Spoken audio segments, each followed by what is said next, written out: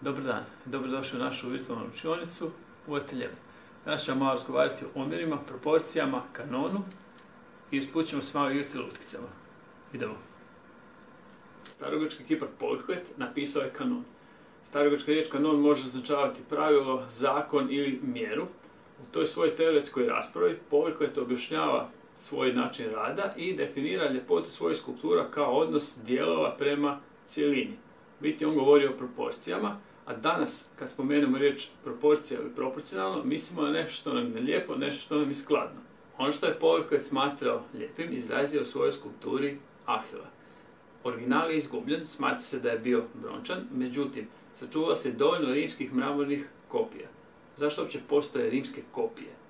Mnogi bogati Rimljani su jako voljeli grčku umjetnost i željeli su ukrašavati svoje vile takvim kipovima, međutim, originala nije bilo dovoljno za sve i kad postoji dovoljno velika potražnja, nastane i ponuda. Mnogi kipari, odnosno kiparske radionice, su počeli proizvoditi kopije tih grčkih originala. Upravo gledamo jednu od tih kopija i danas ga znamo pod imenom Dorifor, odnosno kopljonoša. Pretpostavka je da je imao koplje u ruci i smatra se da bi taj Dorifor mogao biti kopija koja je rađena prema Polkvetovom originalu Ahila. Ono što nas danas zanima je omjer Dorifora. Omjer je odnos veličina. Kod ovog kipa veličina glave iznosi 1/7 u odnosu na veličinu cijelog tijela. Šta se to znači? Ako uzmemo glavu kao mjerilo, brojimo koliko puta se ta veličina ponavlja u cijeloj skulpturi. 1, 2, 3, 4, 5, 6 i 7. Brojčano bi to izrazili kao 1:7. Pogledamo još jednu verziju Dorifora koju sam u računalu malo preuredio. Probajte sami utvrditi što je drugačije. On i dalje ima lijepo izvedenih dijelova, ali pošto sam im promijenio veličine, poremetio sam njihov međusobni sklad i sad nam taj Dorifor više ne djeluje proporcionalno. Idemo utvrditi njegov omjer. Kao mjeru opet uzimamo veličinu glave i gledamo koliko se puta ta mjera ponavlja u cijeloj skulpturi. Brojimo 1, 2, 3, 4, 5, 6, 7, 8, 9. Znači njegov omjer bi bio 1:9. Pogledamo još jedno umjetničko djelo.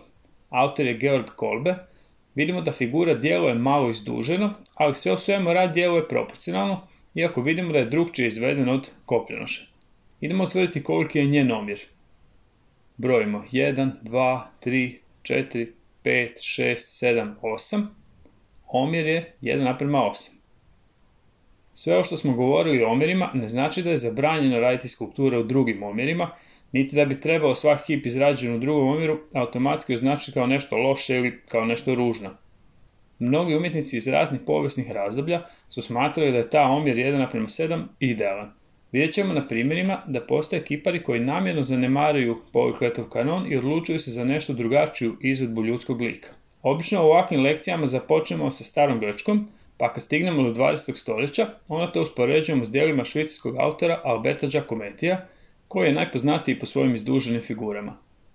Kao dobra protuteža laganom Giacomettiju, suprotstavit ćemo ovu modernu viziju moćnog ratnika koju potpisuje kolumbijski autor Fernando Botero, koji je najpoznatiji po svojim slikama i skulpturama kojima prikazuje malo krupnije likove. Jedan i drugi autor zanemaruju klasične proporcije, ali svaki na svoj način. Probajte sami utvrditi omjere tih kipova. I sad se igramo s lutkicama. Lutke za poziranje su odlične za vježbu. Možemo ih postavljati u razne položaje, poziraju koliko god vremena je potrebno i na kraju se neće čak ni žaliti ako crtež nije ispao najbolje. U tom slučaju popravljamo i svaki sljedeći crtež će biti bolji. Naša lutka je otprilike ista u omjeru 1:7. Glava nam je mjerilo. Viziranjem uzmemo mjeru i prenosimo je na papir. Za one koji još nisu na ti s viziranjem, pogledajte lekciju o tome. Na papiru sam povukao crtu, par centimetara od gornjeg i donjeg ruba. U taj prostor crtamo naš model, lutku. Podijelio sam taj prostor na 7 jednakih dijelova. Prvi prostor je za glavu. I krećemo. Viziranjem provjeravam kad crtam određeni dio tijela. Provjeravam gdje bi taj dio tijela trebao biti. Provjeravati možemo i širine, na primjer širinu ramena. Rad nam olakša ako tražimo gdje se nalaze zglobovi. Oni su nam ključne točke i kad njih označimo, sve ide lakše. Možemo zacrtati krug na mjesto određenog zgloba i poslije povezujemo te krugove u cjelinu. Još jedna dobra stvar je što lutke nemaju previše detalja. Naprimjer, nemaju lice, nemaju prste, a na drugu stranu podijeljene su na segmente što nam olakšava crtanje. To bi bio crtež lutke.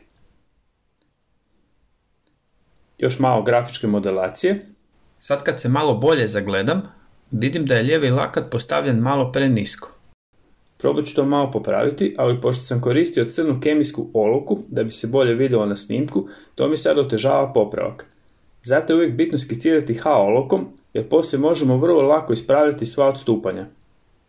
Vjerovatno nemate lutku, pa vas za kraj ostavljam s nekoliko fotografija. Probajte malo crtati. Oni ambiciozniji mogu probati crtati po jednoj fotografiji gdje se vidi sjena lutke. Či probajmo nacrtati sjenu.